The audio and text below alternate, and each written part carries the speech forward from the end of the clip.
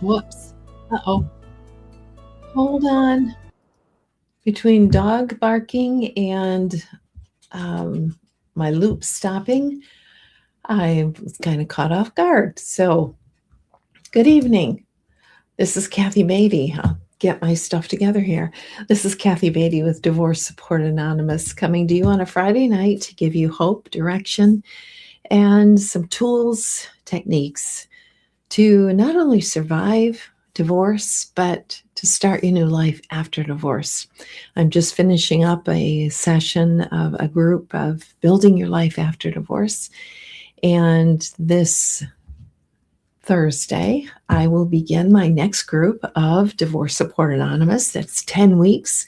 You're together with a small group that helps you to process, a group of people that understand because they're going through it too. It's a confidential setting for you to really process through, and you can be anonymous. I know I have people now in my group that is from all over the country. So you come in first name basis and be in a place that's safe. In fact, one of the women said to me the other day that this was a safe space, and nothing meant more to me to know that I could create, with God's help, a safe space for people to come to process through the trauma of divorce and to be with others who totally get what you are saying. So, if you are in need of that, and you may say, well, my divorce is final now. I've had people up to 5 years after the divorce come through the group because there were things that they just had not settled. And so I want to just extend that to you and let you know that you can reach out, get a registration form, and let's start the healing. Let's get this healing started. So please do that. Please do that. So tonight I'm going to talk about, am I going to be a reflex to my life or live intentionally? So for the past several, maybe years, who knows, maybe even decades, you have been a reflex to your life, especially going through divorce, all the things that you have to do, tend to the kids, tend to the job, deal with the divorce. You have been a reflex to the stimulus that's coming at you. And now if your divorce is final, or eventually, you're going to get to the point where your life is going to be up to you. And no one is going to come and rescue you or direct your life or hand you your life. It's going to be up to you. And so for you to create a life that is intentional, you have to get moving. And you have to start doing some things, taking some risk, getting yourself out there, putting yourself out there.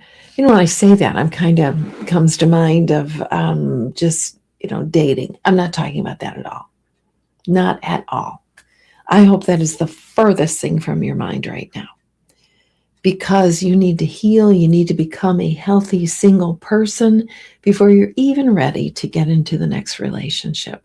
So many people have come to me and said, their second marriage, I wasn't ready, I wasn't healed, I was so needy, but there was this person and they offered what I thought was such a wonderful opportunity to start life.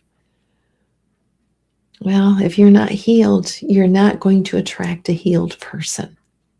So let's get you healed. Let's get you to become that healthy single person. So if by chance the Lord allows for another person to come into your life, you're going to be ready. And you're also going to be healthy enough to turn away the people that are not healthy. You're going to see those red flags and you're going to know, nope, doesn't work for me. Thank you very much. I know who I am now. I know what I want, and that's not acceptable. That's against my core beliefs, and I just don't think so. That's the point that I want to get you to. That's the point that is healthy, that is going to allow you to have a beautiful life after divorce. So I've got, 4 or 5 points here that I want to say. So let's get started. Point number 1. Do the hard work for your healing. It is hard work. If you've ever gone to a counselor's office, you know it's hard work. It is trying to reach those parts inside of you that you have worked so hard at stuffing and cramming down so you didn't have to deal with it, you didn't have to face it. You've got to bring that up. You got to bring that stuff up. And if you're not seeing a counselor, highly recommend that you consider seeing a counselor along with group, because we don't have time to plunge deeply into what has happened to you, your childhood trauma, the wacky thinking that you may have because of what you were taught. We don't have, I wish we did, but we just don't have time in the group to do that. So if you have the individual coach where you're digging deep individually, and then you come into the group and you are processing this trauma of what you're going through, along with people who are listening and supporting you, and I'm directing you, it is going to make the world of difference. So first and foremost, you've got to do the hard work for your healing. That's how you stop being a reflex to your life and you start being intentional and focused. Point number 2, discover and remember what you want. So many times I've heard people say, I don't know who I am. I don't know who I am. It's time to remember that. Because again, you've so much energy and time surviving this negative or maybe even abusive relationship. You have forgotten how to have dreams and goals for yourself. So point number 2 is you've got to discover or remember, what was it that you were passionate about in high school or in college? What was it? Let me revive that desire again, once more, to remember what it is that I want. Point number 3, work on your self-talk, that you can't do it. All those discouraging voices. Work on those. You can do it. You absolutely can do it. So work on those voices. Let me just check and make sure that my broadcast is going up. Yep, it is. Okay. Just want to make sure. So we'll work on that self-talk. The one that says, oh, you can't do that. You wouldn't be any good at that. You shouldn't try that. That's too big a risk. I don't know what you're thinking. That's for other people. That's not for you. That's part of the healing work too, is realizing I've got to work on my self-talk. I've got to start being my own best friend here and stop sabotaging myself. I can do this. I can do this. I just have to believe in myself, believe this is what God wants for me, believe that if I put myself out there and take the risk, I'm going to either learn some great lessons or I'm going to be surprised at how well it turns out. Watch your self-talk, because that's either going to bless you or curse you. Number 4, find the people to support you. You can't do this alone. Who are those people that believe in you, that speak into your life, that encourage you? And if you say, I don't have any, and believe me, there have been a lot of people in my group who say that, I don't have anyone who supports me. I don't have a network of friends because I've been isolated due to a negative marriage or an abusive marriage, and I don't know how, and I haven't networked. I don't know how to put myself out there. Find those people that support you. Is that a church group? Is that a community group? Is that a therapy group? Is that a story work group? If you're not familiar with story work, it's an amazing work. But you need to find people who listen to you, who hear you, who are with you, who say, you know what if you tried this? Or I think you can do that. Why can't you do that? Find those people who speak life into you. Stay away from those who are naysayers.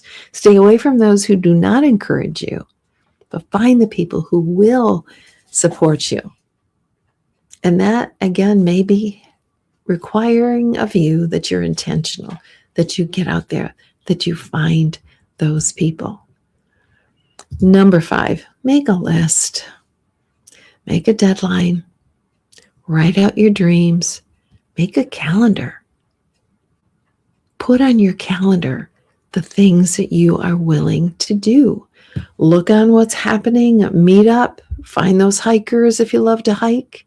Find those activities that are going on, the painting class, the pickleball class, the group of knitters, the group of sportsmen, whatever your likes are. Make a calendar, write it on there. Thursday, January 27th, I'm going to try this class. I'm going to start this class.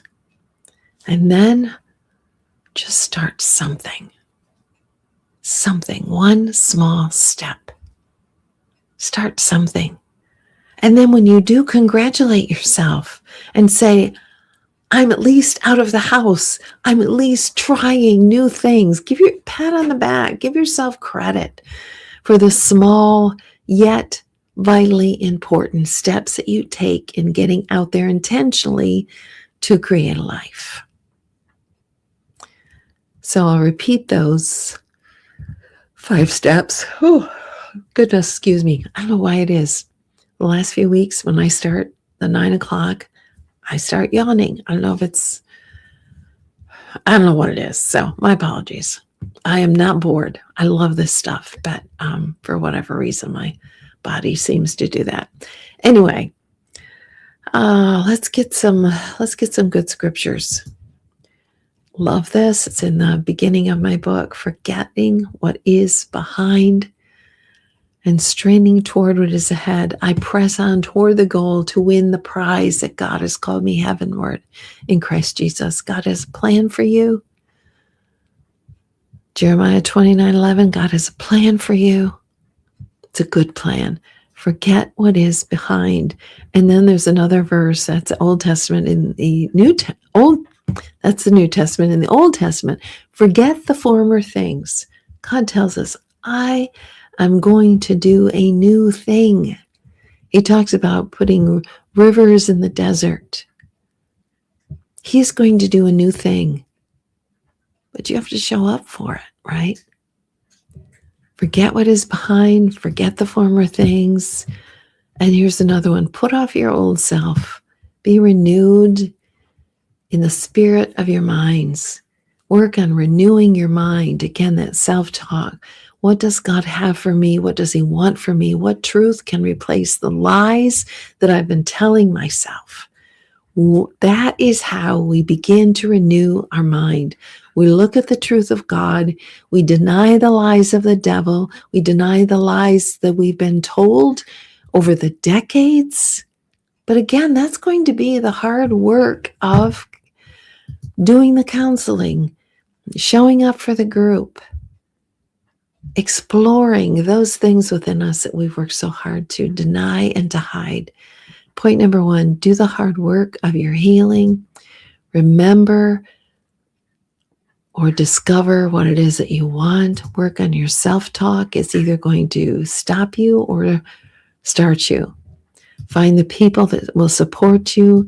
Make a list. Make a deadline. Write out your dreams. Put them on a calendar. And then just start something.